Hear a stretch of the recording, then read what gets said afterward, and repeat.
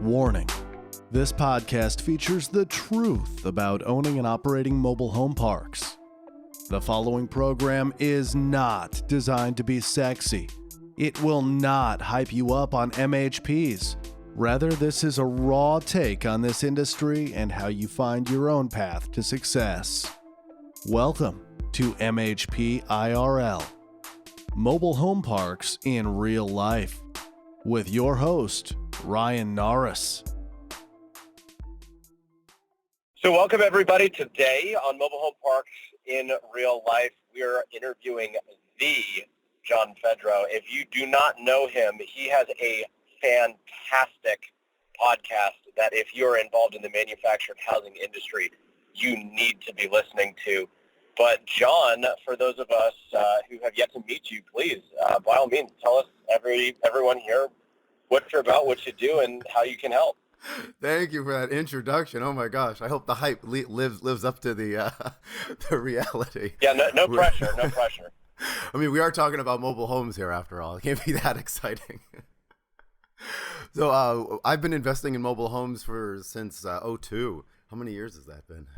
It's flown by. And mainly just the individual mobile homes. I really kind of failed into mobile homes. I never wanted to be a mobile home investor, but saw real estate, as a vehicle, for long-term wealth. And I wanted to do single family homes. And then my first deal was a mobile home in a park. And I had a bunch of emotions at the time, but it worked out well. Purchased it, resold it on payments, got it back a couple times, had to resell it again. But it just opened my eyes at the times, it opened my eyes up at the time. Mobile homes, there was very few people looking at them. Everyone turned their noses up to them at the time. This was the mobile home in a park, just the rectangle, the mobile home in the park, not the park itself. I was only, 20 years old or 18 years old at the time. And, anyway, long story short, just kept doing another one and another one and another one. Some homes on land, some homes in parks. And then, fast forward to today, I do own parks now, but still focused mainly on the individual mobile homes in parks on private land. I feel like I'm rambling now, Ryan. I hope that gave people a good image. It's all good. 20-second nutshell. So, John, from our perspective as owners, there's kind of a conservative versus liberal, Democrat versus Republican within our industry, which is, do you own the homes and rent them, or do you just own the dirt? And for those of us, the bulk of my listeners are the latter. They would rather just own the dirt. What strikes me as interesting about your podcast is you have a way to take a park-owned home from a pain point to a profit point.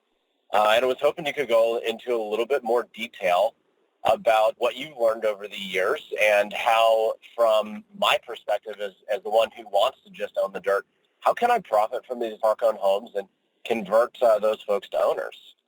It's been such an interesting journey, investing in mobile homes myself, starting in Florida and then moving over to Texas, and then helping people now for the past 7 or so years around the country get into mobile home parks, not purchase the parks themselves, but working with park owners, purchasing parks within their communities, fixing up homes that they don't want, turning that non-performing asset or not performing liability into something that's producing revenue for the park at no cost to the park, at no cost to the owner, providing hopefully a long-term, win-win symbiotic relationship. But it's been interesting because I've seen a lot, just doing from one person's point of view, I can only see what I can see with my 2 eyes. But being able to help people all around the country, it's been really interesting to see that parks are kind of changing hands now, some from the mom and pop owners to more corporate owners or more investor types. And then you have this, different people that some people love the help of working with us. Other people want to try to do it their own their own way and they get burned. Other people seem to know what they're doing, or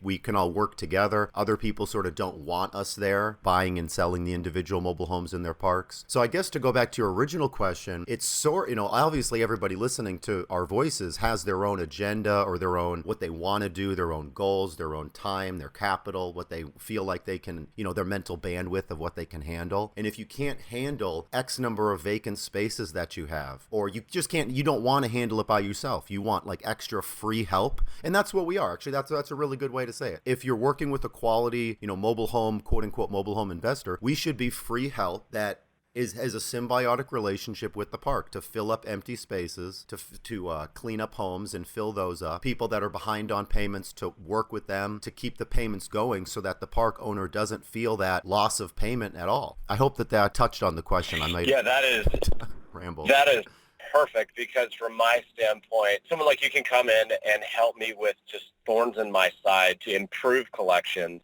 improve the conditions of the homes on the property. And I'll give you a quick story too. I've got a Spanish guy on one of my properties who, when I first met him, there was just a garbage home. It was a super old home, like 40, 50-year-old home. Tons of issues that the pipes did not have insulation on them and were full of water during a very cold winter. And I had a contractor come through and he quoted me $3,000 on all of the pipe redo, because literally every single one of them had broken during the ice storm or at some point during the cold winter. And that was just to do the infrastructure of the plumbing. That's not to include the subfloors and the drywall and everything else. That never happens. I don't know. That never happens. A couple hours later, I had a Spanish plumber come in and he went, "I'll take $500 for it and start paying you lot rent immediately." I know that guy. I'm pretty sure I was know that done. Sold. That's great. I mean, you just saved me thousands of dollars, plus I get my lot rent, plus I didn't want to own this and rent it anyway. And that's where I feel like someone like you, John, can come in and really benefit someone who is kind of on that philosophy of, I want to own the dirt. There is, and I sort of have a follow, or I didn't ask you a question, but I have a follow-up to that, is how did that one guy work out? Oh my God, he's amazing. Oh, good. He's amazing. He even cuts my lawns now.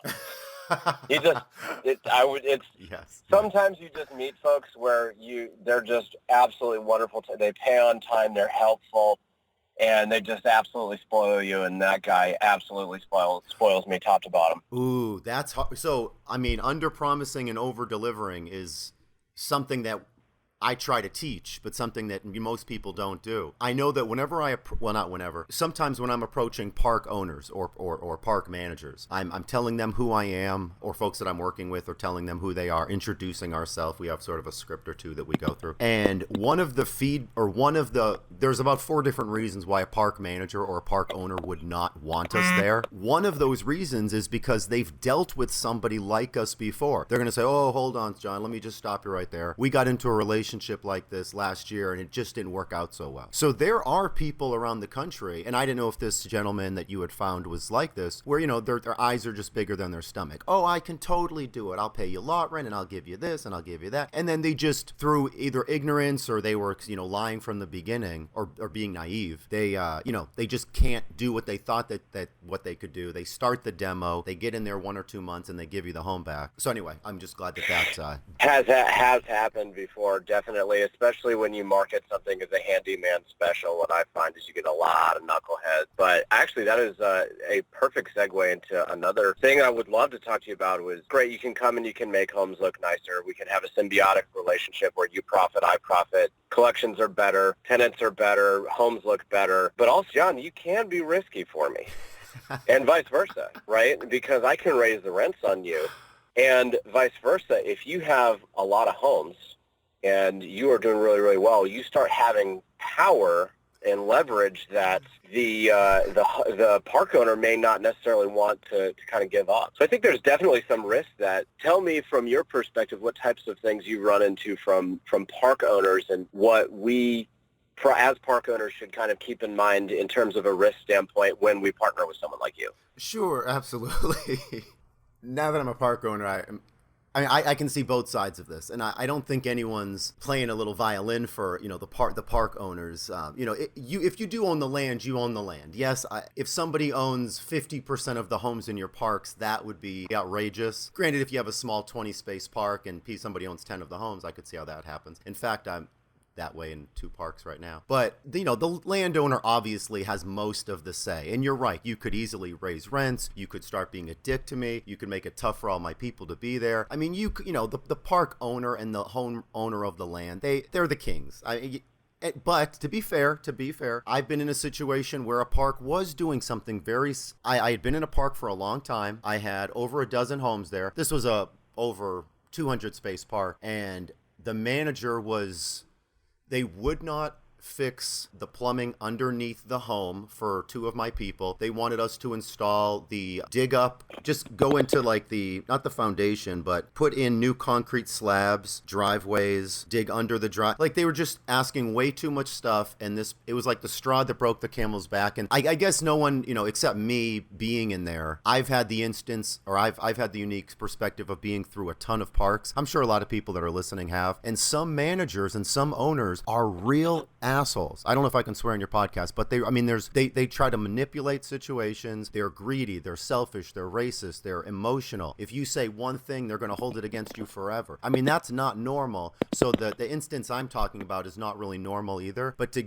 be on your side about this, you're right. I pulled not all of them, I pulled all but 2 mobile homes out of that park, and I moved them over into a different park, partly because of what was going on, partly because of spite. But anyway, it was win-win. But you're exactly right. We can be a little dangerous, but that was a very unique situation where I tried being as level-headed as possible, and it wasn't good for anybody. I didn't want to move those homes out of there. But to be fair, there's no reason why I would ever want to do that in the real world. And I think the landowners, they do have much more power than the homeowners. But then again, if you do own a bunch of homes, you're right. You could move them out. So I guess I'm not really saying anything too profound. Now, there is something that I do write up with some managers or some owners to say, if I buy a home in this park, since you don't know me, I'm going to write this agreement to say I'm going to be here for the next 5 years. So that's something that you can always do as well. If you're worried about a home being pulled out, you could have something potentially in writing. So I think the big thing there is the risk is when a disagreement happens, right? But if you do properly set up expectations up front, you can avoid a lot of potential headaches.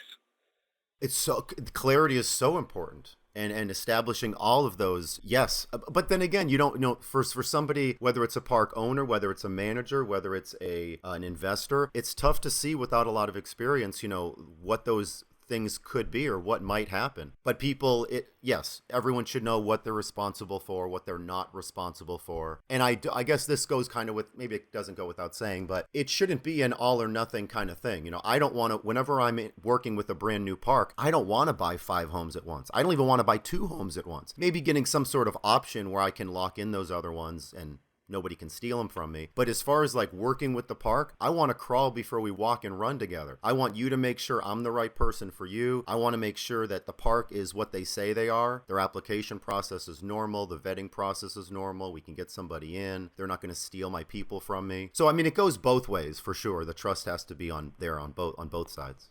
It sounds like it can definitely be done. And I have a few folks who basically do what you do on my properties, and I can't tell you how incredible it is. We had multiple times someone in a park-owned home, an original tenant, someone who is there when you close on the property, multiple times not paying us on time in the eviction process. And my John followers, we'll say it that way, they'll come and they'll go, "Hey, I heard these folks aren't paying. Do I have your permission to go knock on their door?" And I say, yeah, absolutely. So imagine that, someone not paying, a renter not paying, in the process of eviction, having not one but 2 people show up at their front door. "Hey, I heard you might be moving. Can I walk this property? I would like to buy it."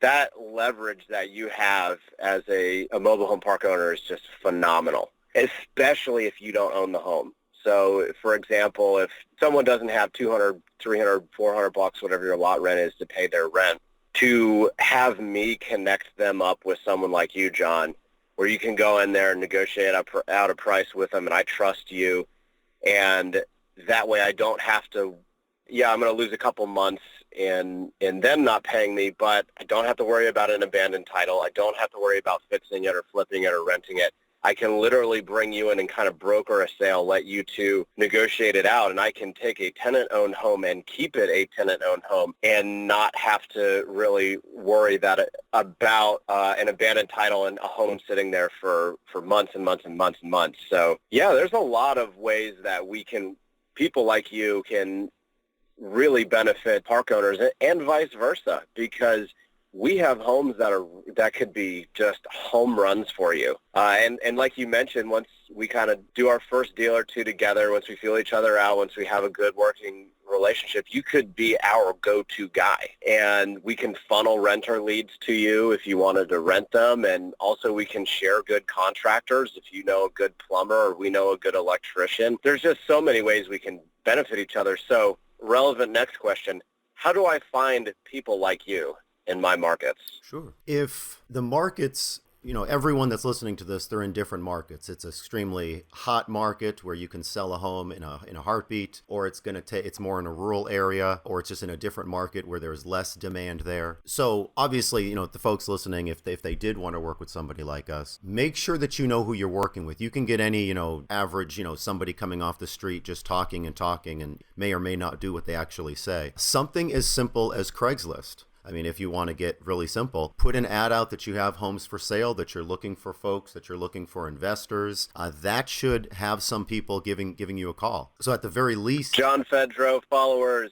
welcome. You can also, if you're in a certain area, you can certainly reach out to me via email, and I'd be happy to try to put you in touch with anybody local who's in the area that I know But then again, if somebody's probably local in your area, I would hope that if I was working with them, then they would have already approached your park to begin with. But anyway, those are my two quick answers. Craigslist to, for the masses, see who's out there, let people call you. And then secondly, feel free to reach out to me as well. I think one thing you said before about working with the people that are behind on payments, oftentimes, maybe not often, but noticeably, when I'm talking with people who are behind in payments, they're usually, or not usually, it's like a flip of the coin, that they're going to be sort of pissed off against the park. So they don't really want to give their home to the park. They don't really want to associate with the sales team on the park or deal with anybody, from the park. So having a third party person, they would rather sell the home to us at a discount than sell it to the park at a discount. Not that I couldn't agree more. I've never personally run into that. I tried to do my best to be respectful with folks on the way out, but it doesn't matter if you're respectful or not. Every now and then you're just going to run into someone who is just an awful, awful person, and to have someone else come in like you, third party, could be the difference in a couple months of no payments and almost the better part of a year if you have to go the abandoned title route and it's going to take 6 months or more. So yeah, having a third party come in can be just completely invaluable. There's some areas of the country or just some owners of parks that seemingly, and I don't have any proof besides seeing what they're actually doing, and they have a track record and they're known for deliberately making it tough for people to sell. They want people to fail. They want to get these homes back so they can turn the park into rentals, so they can own everything. So, and the people listening aren't stupid, they understand. And we, as the park owners, we could manipulate a situation if we really wanted to sort of screw people or put the pressure on people. So it's for the folks listening, if you do want help, and it doesn't have to be an all or nothing thing, you can decide, well, I want these homes, but I would sell these, or, I'm going to keep the ones that we get back through abandonment. But if somebody wants to come in and buy Alice's over on lot 17, well, that's cool.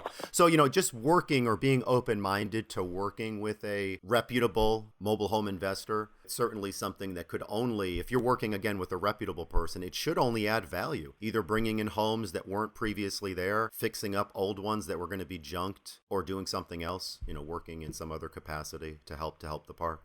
Well, John, I got to thank you again. This has been absolutely fantastic. Please tell all of our listeners how they can find you, especially if they already own parks and want to get in touch with you or some of your listeners to talk a little bit further about what terms y'all can put together and see if y'all can do a little bit of business. Tell them a little bit about where your podcast is and maybe your email address or whatever you're comfortable sharing. Sure. To hear more about my ramblings. By the way, I hope that this was a lot of valuable content, Ryan. It wasn't just me. Oh, it was. This has been awesome. Thank you. John, JOHN, at mobilehomeinvesting.net is the email, or mobilehomeinvesting.net is where you can learn more about what I've been doing and some of the folks I've been working with have been doing for the past decade. Yeah, and any questions that you have, big, small, no obligation about anything, feel free to reach out to me at any time. Again, John at mobilehomeinvesting.net. John, can't thank you enough, man, and we'll talk real soon. Thank you so much, Ryan. I really appreciate this, what you're doing for the podcast, for what you're doing for the mobile home stuff, and just the reality that you shed, like the light that you shed on this, that this world isn't all roses. I just think it's awesome, the podcast that you have. So thank you again for having me so much. Yeah, thanks for the kind words, and take care, man. Take care. Talk to you soon.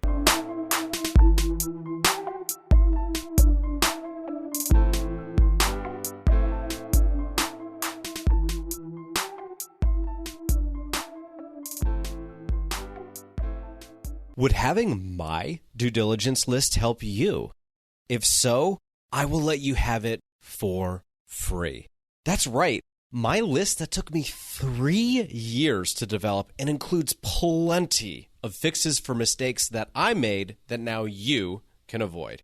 All absolutely free. All I ask for in exchange is leave me a 5-star review and a comment. Screenshot your comment after it goes live and email it to me at my website, archimedesgrp.com. Afterwards, let's connect. This episode was inspired by a listener just like you. Even if you don't have any ideas for future episodes, let's still connect, as I'm sure there are ways you and I can help each other out. I'm looking forward to chatting soon.